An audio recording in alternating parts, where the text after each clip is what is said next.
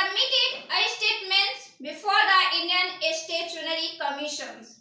On its arrival in India, Ambedkar demanded protection of the interest of the depressed classes through representation in his statements concerning the safeguards for the protection of the interest of the depressed classes as a minority in the Bombay Presidency, and the changes in the composition of and the guarantees from the Bombay Legislative Council necessary to ensure the same under provincial autonomy. He believed the quantum of representation should depend on the population and social status of the group.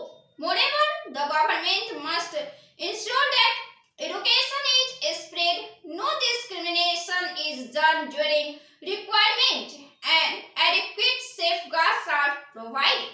Ambedkar therefore demanded that the education of the depressed class shall be recognized as the first charge on the revenue of the province, and that an equitable and just proportion of the total grant for education should be earmarked for the benefits of the depressed class, that the right of the depressed class to unrestricted requirement in the army, navy and police shall be recognized without any limitation to the caste, that for a period of 30 years, the right of the depressed class for priority in the matter of requirement to all posts, gazettes as well as non-gazettes in all civil services shall be recognized.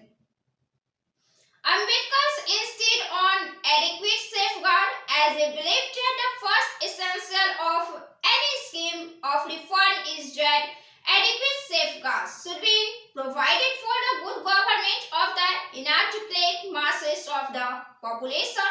A committee had been constituted by the government of Bombay in November 1928 to inquire into the educational, economic and social condition of the depressed class and the aboriginal tribes in the presidency and recommend measures for their uplift. Ambedkar was a prominent member of this committee, popularly known as the State Committee. The committee submitted its report to the government in March 1930. The committee recommended scholarship and students' hostels. For the economic uplift of the backward class, it is stressed on the need to require depressed class in the police and urged that the present bar to the requirement of the depressed class in the army should be removed.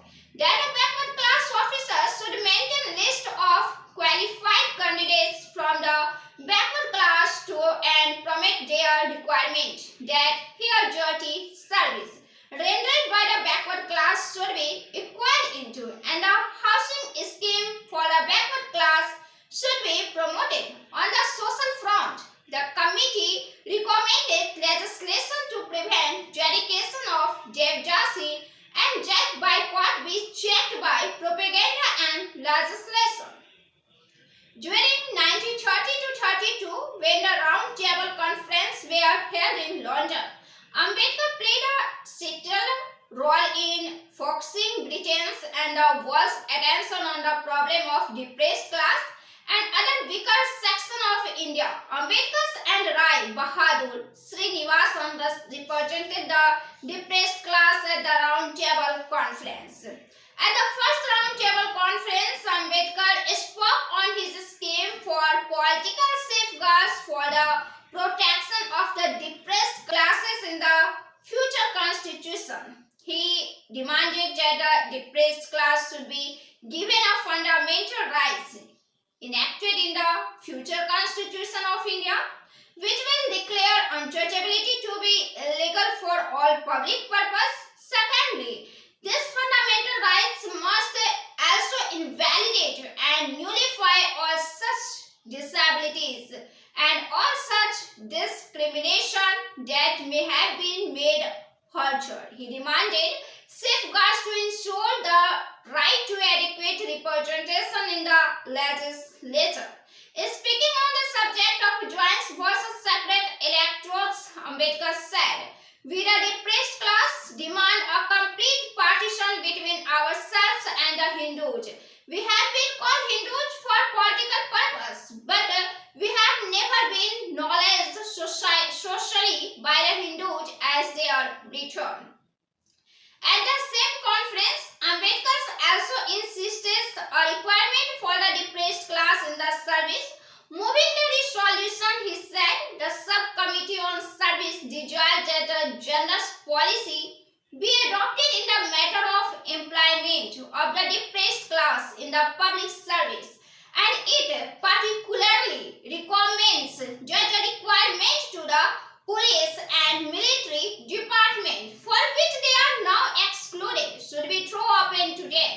Ambedkar submitted to the Roundtable Conference 4 January 1931 a supplementary memorandum on the class of the depressed class for special representation, which defines the extent of special representation. He demanded representation for the depressed class in proportion to their population as estimated by the Senate Commission and the Indian Central Committee. Subsequently, he also demanded that the depressed class shall have the right to elect their representative to the provincial and central legislatures through separate electors for their votes. To hit a nail on the head, he demanded that the depressed class not only have the right to their electorate but should also have the right to be represented by their own men. The central focus of Ambedkar's struggle in the British period for constitutional rights of untouchables may be listed as follows. All educational facilities should be provided to the depressed classes. Depressed classes should be given representation in state and central legislative council on the basis of their population needs and importance. Jobs in the state and central government service should be reserved. Depressed class should be given representation in all the democratic bodies of the country. Provision of separate electorates should be made for